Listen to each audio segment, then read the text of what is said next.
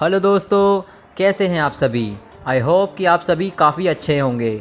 दोस्तों, आज हम जिस कंट्री के बारे में बात करने जा रहे हैं वहाँ पूरी दुनिया में सबसे ज़्यादा जुड़वा बच्चे पैदा होने का अलग ही एक रिकॉर्ड बना हुआ है, और जिस कंट्री में अपने देश भारत के बाद सबसे ज़्यादा मूवीज़ प्रोड्यूस होती आ रही है। जी बिल्कुल दोस्तों, हम बात कर रहे हैं अफ्रीका कॉन्टिनेंट के नाइजीरिया देश की। और आज हम आपको लेके जाने वाले हैं नाइजीरिया के इस बेहतरीन सफ़र में, जहां आपको इस देश के बारे में कई शॉकिंग और वियर्ड फैक्ट्स जानने को मिलेंगे, जिसके लिए आपको सिर्फ हमारे साथ इस वीडियो में एंड तक बने रहना होगा। तो दोस्तों, स्वागत है आपका हमारे YouTube channel daily AM facts में। और वीडियो स्टार्ट करने से पहले अगर आप चैनल पर न्यू हैं तो चैनल को सब्सक्राइब करना बिल्कुल ना भूलें और बेल आइकन को भी प्रेस कर दें, ताकि आप देख सकें हमारी लेटेस्ट वीडियोस, वो भी सबसे पहले। So without wasting any more time, let's get started. दोस्तों, नाइजीरिया कंट्री अफ्रीका कॉन्टिनेंट का ही एक इम्पॉर्टेंट देश है, जहाँ की पॉपुलेशन 18 करोड़ से भी ज़्यादा है। और यही चीज़ इस देश को अफ्रीका कॉन्टिनेंट का सबसे ज़्यादा पॉपुलेशन वाला देश भी बनाती है। और इसकी सबसे ज़्यादा इकोनॉमी भी इसी देश नाइजीरिया पर ही बेस है। और पिछले कुछ सालों से नाइजीरिया कंट्री में बाकी कंट्रीज़ के मुकाबले वहाँ की ग्रोथ भी काफ़ी ज़्यादा बढ़ती जा रही है।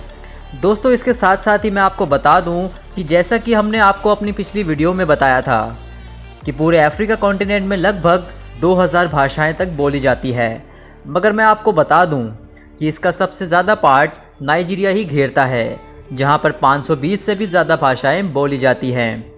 तो आप सोच सकते हैं कि ये देश कितना ज़्यादा अमेजिंग होगा। जैसा कि आप जानते ही हैं कि आजकल के गलत खान पान की वजह से या फिर किन्हीं और वजहों से हमारे आसपास बीमारियों का घेरा बढ़ता जा रहा है। हर इंसान ज़्यादातर इसी खौफ में रहता है कि उसे कोई बीमारी ना हो जाए, और इन्हीं बीमारियों की वजह से हम ह्यूमंस की एवरेज लिविंग एज भी कम होती जा रही है। वहीं अगर बात करें नाइजीरिया कंट्री की, तो यहाँ भी लोगों की लिविंग एज 55 साल तक हो चुकी है, जिसका रीज़न यहाँ की बढ़ती बीमारियाँ, स्पेशली मलेरिया के अलावा यहाँ के लोगों के बीच गरीबी भी है। दोस्तों, आप सभी के पास अपनी कोई ना कोई गाड़ी तो ज़रूर ही होगी, फिर चाहे वो कोई बाइक हो या फिर स्कूटर, कोई कार हो या फिर कोई वैन। उसको पेट्रोल यानी कि ऑयल की नीड तो ज़रूर पड़ती ही होगी। उसी तरह आप सभी अपनी डेली लाइफ में कहीं ना कहीं ऑयल का यूज़ तो ज़रूर से करते होंगे, मगर इसमें मैं आपको बता दूं, जिसको सुनने के बाद आप शायद हैरान ही हो जाएंगे कि जिस देश नाइजीरिया की हम बात कर रहे हैं, इस देश में 70% तक क्रूड ऑयल का एक्सपोर्ट किया जाता है। क्या आपको पता है कि किसी भी चीज़ का नाम या फिर किसी भी कंट्री का नाम उस देश में से ही किसी स्पेशल चीज़ के थ्रू ही रखा जाता है।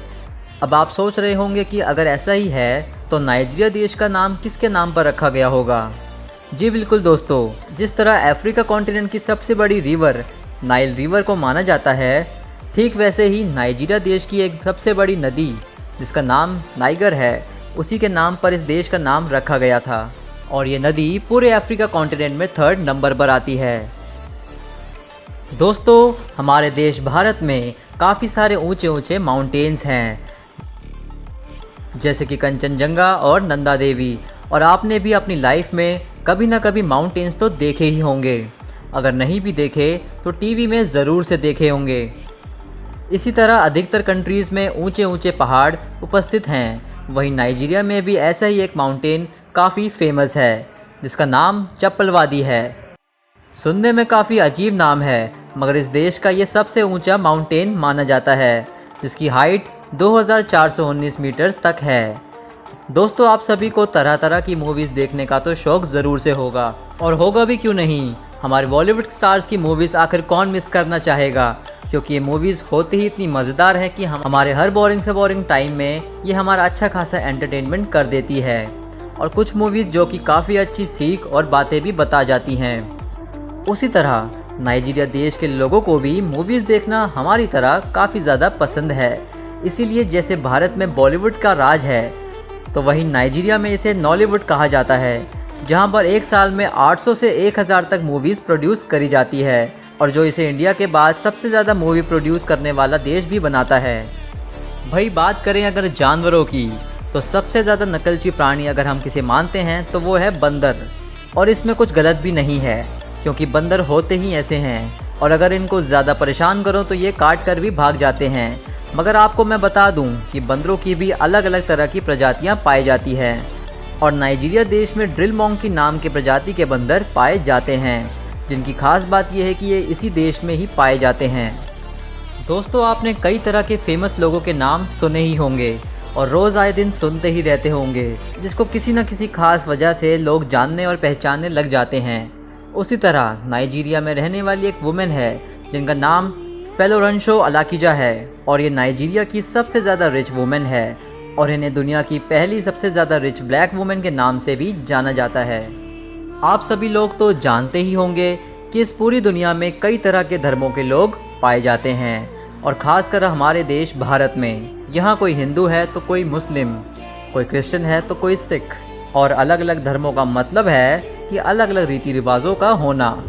ज़रा सोच के देखिए, कितनी ज़्यादा ही मज़ेदार बात है ये।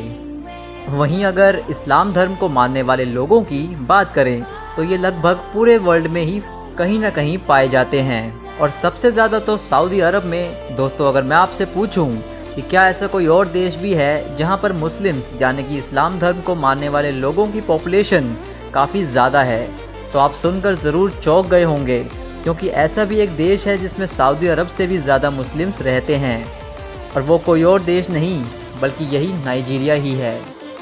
दोस्तों, आप सभी ये बात बखूबी जानते ही होंगे कि पेड़ पौधे हमारी लाइफ का कितना इम्पोर्टेंट पार्ट प्ले करते हैं।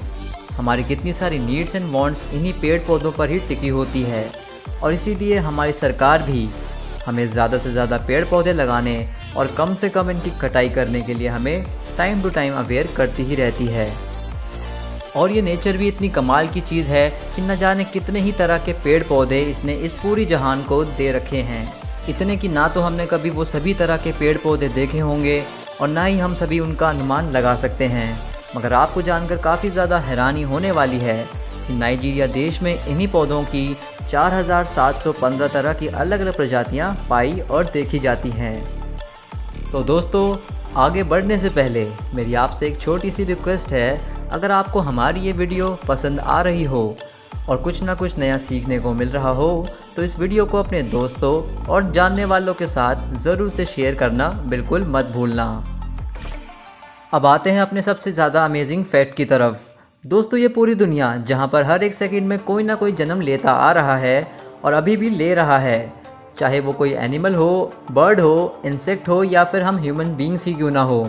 इस फैक्ट को जानकर आप ज़रूर हक्के बक्के रह जाएंगे कि नाइजीरिया देश के इग्बो ओरा शहर में दुनिया के सबसे ज़्यादा जुड़वा बच्चे पैदा होते हैं और आप ज़रूर इस फैक्ट को सुनकर सोच में पड़ गए होंगे।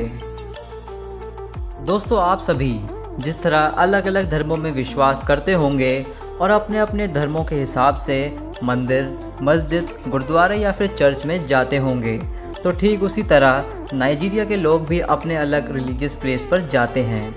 मगर आपको जानकर हैरानी होगी कि दुनिया का सबसे बड़ा church auditorium winners chapel church Nigeria में ही है, जिस चर्च में एक साथ 50,000 लोगों के बैठने का पूरा इंतज़ाम है। और बस इतना ही नहीं, दुनिया के टोटल 65 देशों में इस चर्च की ब्रांचेस भी हैं। जैसा कि आप सभी लोग जानते हैं कि हमारे अपने खुद की कंट्री इंडिया में कई तरह के धर्मों को मानने वाले लोग काफ़ी हैं और इसी के साथ साथ हर धर्म का अपना अलग एक ना एक फेस्टिवल भी ज़रूर आता है, जो कि आप लोग बहुत ही धूमधाम से मनाते हैं और मनाते आ रहे हैं।